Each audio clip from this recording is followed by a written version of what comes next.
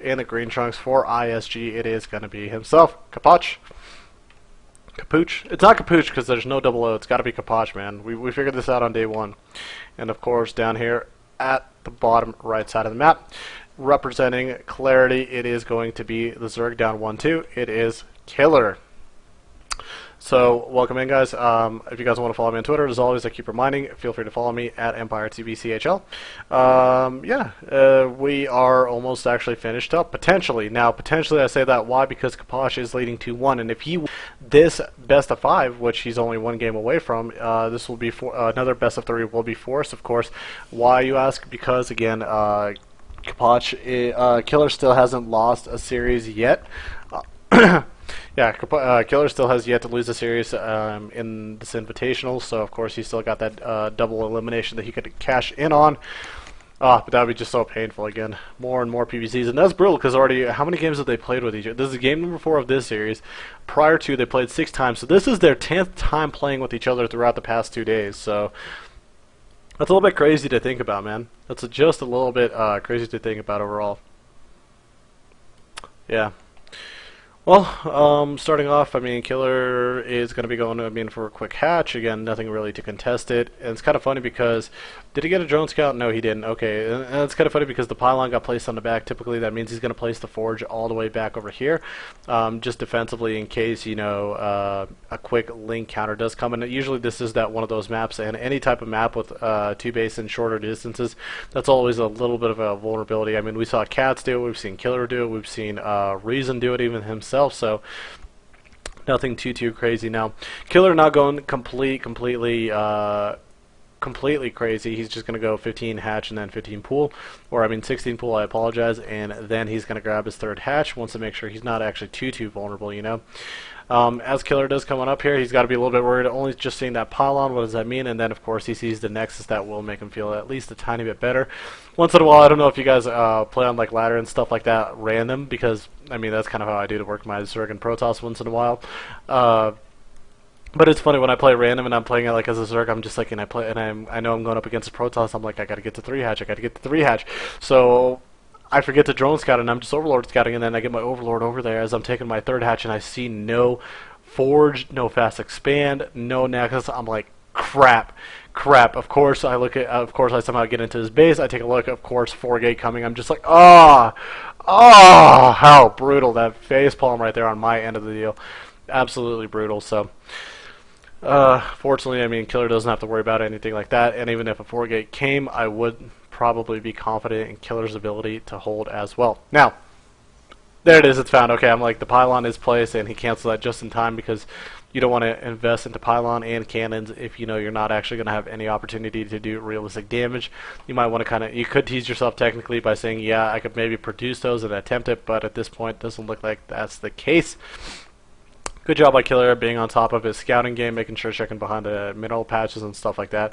Now, again, for some of you guys wondering on the cannon rush end of it, I actually really love to utilize this location right here by the rocks in the natural, because you place a couple pylons right here and a couple cannons, what's going to happen? This natural goes down, then you put a couple cannons down on the bottom side. Now this 3rd is completely vulnerable, and you have no clue how many times I've actually just completely made a Zerg just tilt out of a game, because it's very frustrating. Of course, with the high and low ground cannons, it's very tough to deal with, and especially if you get some kind of fortification with enough grit over here and enough amount of cannons, it actually becomes very tough to break. And of course, you on the backside take a little bit of take a nice solid advantage off of it. Now, with Ohana, Kapachi is going to be starting off with the Stargate opener. I don't see the other gas, but I don't think he's going to worry too much about it. So we do again do see this once in a while from Kapachi. We've seen it already. Probably this is the 4th or 5th time he's using it against Killer. And again, like I mentioned, they've already met 10 times, man, in this whole entire 2-day tournament. This is redonkulous. Good positioning right there by our Protoss player Kapaj, trying to do his best job of microing. Good job actually not losing any additional links. Only 1 loss, a couple in red health, but that's good stuff. This is good because he's also pushing him back with the Stalker as well, and going to be able to pick off an Overlord. Now over here though, of course the Overlord is going to be able to scout everything out. I don't know if there's Orb Gate upgrade is not finished up. The next Stalker is not coming out for a tiny bit, so fortunately for Killer, he's going to have a little bit of a free reign within this main to find out exactly what's going on. He's going to be able to fly over to that corner and see that Stargate, and that's a little bit unfortunate for Killer, because for Kapach, because he definitely wanted to hide this until he showed the Phoenixes. Alright, let me make sure to double check everything is working. All of our chats are bueno. What's the name of the song that you guys were hearing? Here, I'll type it in because you guys keep asking and don't listen. Cairo Kingdom 1, 2. There you go. There we go. Alright, there we go. Put it in for you guys so you guys quit bugging me about it. I keep telling you guys, man, I keep naming the songs. You guys ask, I name them. But as it is, the game is going to move on. Let me just give me another second. I'm still checking through a couple of the additional things, man. With the solo production, like, unless you're completely all solidified and set, and like you got like a bunch of monitors. I mean, I got two, but unless you got like a bunch of monitors and everything else going on, it does become a little bit tougher to deal with everything. Now over here, Queen already does get picked off. Kapach needs to though react. He needs to take out some additional drones if he possibly can. Another Queen, which he might. But Spore Crawler is finished up. Of course, Overlord's kind of like the Carbot animation, just basically hugging over the Spore Crawlers. Don't want to get picked off. Pew pew pew pew pew pew pew pew pew. And unfortunately, this Queen will go, or should go down. And yeah, it's kind of a little bit risky because right now Kapach barely getting out with that one Phoenix, barely alive, but still doing a good amount of damage. The next set of Queens are already out for Killer, so he's going to be not missing really any injection cycles, and also good job utilizing one of those Queens to hit the creep tumor up top. That's going to allow him freely to walk basically between his main and his natural, and also as well. Sometimes we do forget about it, but very nice job while all this commotion is going on. He's pushing creep across the map as well. Yeah. It's not exactly like all like so. It's like when you watch, it's like, well, not everybody could be a Fitzy Zerg where they just like just push creep all the way across the map by like 10 minutes. It's already like in the natural. You're just like, what? What is this going? How is this even possible? But then you realize Fitzy made 25 queens and he's just pushing across the map for the most part. So just a trail of creep tumors and transfuses everywhere. Really fun to watch once in a while too. Phoenix is continuing stalking around the map, checking out exactly what's going on. Yeah, I mean, not exactly really too much commotion. Both players really working the macro end of the game. Right now, Kapach grabbing his third base, and that's going to allow him to focus a little bit more on the macro. Speedling's coming across the map, and he's got to be careful right here because, yeah, I mean, it's not going to turn out into really too much of a good engagement. The Stalkers and the Sentries and the Immortals will be a little bit too much effective, so he doesn't want to dump supply just like that for free. Killer going to be taking his fourth as well over here at the bottom left, or I guess if you want to call it somewhere around the 7 to 8 o'clock range. Getting his upgrades as well, getting up to Lair Tech just now. Where's that Hive? No, that's Hive. Oh my god, I'm like, there's no way he's getting over to Lair Tech by 11 minutes. He's going over to Hive, getting 7 drones, getting his first 8 infestors out as well. So overall, Killer not looking too bad. Not exactly ahead, not behind. I mean, it's a very kind of calm atmosphere right now in the game. Everybody just wants to kind of macro up, play a little bit of no rush 20 minutes. You know, it's sometimes really fun to watch, and this is kind of cute because, again, every little bit counts. I don't know if I would exactly waste my Graviton energy on Lings. Maybe I could find something better, like somewhere stagnant drone somewhere staying around, or, just something else in general. He also does have to be a little bit careful right now flying around with the Phoenixes because, again, the first infestors that are out, they're going to be able to fungal, completely stop them, and then, of course, on top of that, either utilize the Queens or the infested Terrans to be able to take the air out of this game for Kapach. Now, Kapach, look at his army. Does this look familiar to you guys? It does for me because, again, this is the same army that we saw similar to in Tomb Valley, and I think Kapach is trying to hit that same timing again as he did last time. Going to go right for the 4th base, just going to go completely for the heart of Killer. He wants that heart, man. He wants that heart. He wants Killer's heart. He wants that Killer heart too. Now, this is going to be nice because, again, he could utilize the Phoenixes to lift the infestors if he controls this carefully. And he's got to be a little bit careful because, again, a run by is coming around the backside. Attack at the front. Lots and lots of lings, man. So many freaking lings. That's crazy how many he's got right now at the moment. Harass coming up over here. Cannon's doing a wonderful job picking a lot of these off, and Zealots, of course, will help clear the rest of these out. Another second push of lings is coming across the map, and they're going to go for try to basically kill off their opponent, try to kill the third base over here. And again, there's only really a few Zealots to help defend over here. Cannon's doing a good job splitting up the push. I like this over into the main, into the natural, and that's going to have to force Kapach to react over here and be able to take the rest of them out. Good job with the Immortal that came out, trying to get the rest of them down. What's going on over here at the third?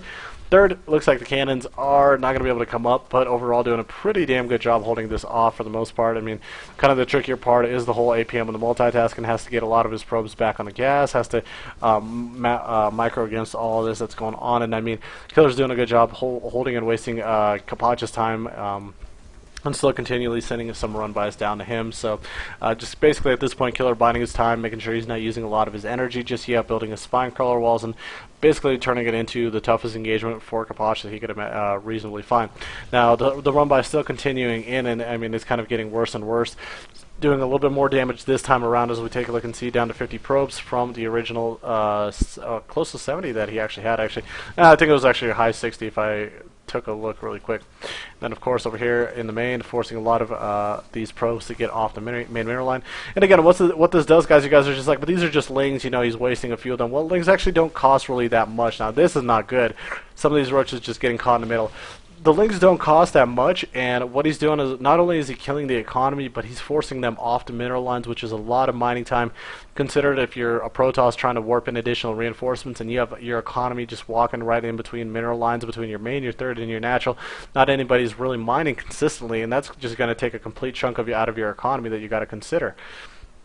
So how it is, overall, it's not too bad of a deal. Now, Immortal set in place, and actually, this would be good. Oh, he's going to go right for the economy. I'm just like, this wouldn't be too bad of an idea to actually try to catch this Immortal right here that was sitting right out in the open. Up to 56 probes again, trying to add a robotics bay. He's going to be able to see that completely, and now this is kind of a little bit of a waste of lings. Good attempt at the run by, but again, there's only so many that worked, and by only so many it worked. These ones that work right over here. Getting back over here into the main again, trying to do as much damage as they possibly can. These lings are actually focusing down at the Nexus, and will they? No, it doesn't look like it realistically, and the harass is still continuing over here into the main. Still 56 workers, but I mean, all this is doing at the moment is just biding more and more and more and more time for Killer to get the, I guess if you want to call it, the ultimate composition. Bring out the ultimate weapon, the Infestor, the Broodlord, the Corruptor. Actually, that's not right. That's actually not true. In my opinion, the ultimate it could be, I guess, talked about, but I still think the Protoss has probably the ultimate composition. It's very hard to get to, it costs a lot, and it's a big transition to make it happen, but the Void Ray, Corruptor, Mothership, did I say Corruptor? Carrier, you know, those Protoss units, those Corruptors, you know. No, the Carrier, the Void Rays, the Mothership, and some of the Colossus as well, with some High Templar and Archon support as well. It is very, very hard to break, especially when they're fully upgraded. And I mean, you watch a couple of times. I mean, I've seen guys do it like Sunlight. I've seen, oh god, who the heck else? I've seen it in CSL action. I can't remember the exact person. I'm trying to think about it, but it's just such a strong composition. It's so tough to beat and be comfortable engaging against. Like, not only do you need almost like an unlimited amount of fungals and infestitarians, you're going to need a lot of corruptors to take and to focus down a lot of the carriers. You're going to need I mean, basically mutas, basically whatever, corruptors, mutas, carriers, whatever you could get that anti-air down with, man. It's kind of crazy.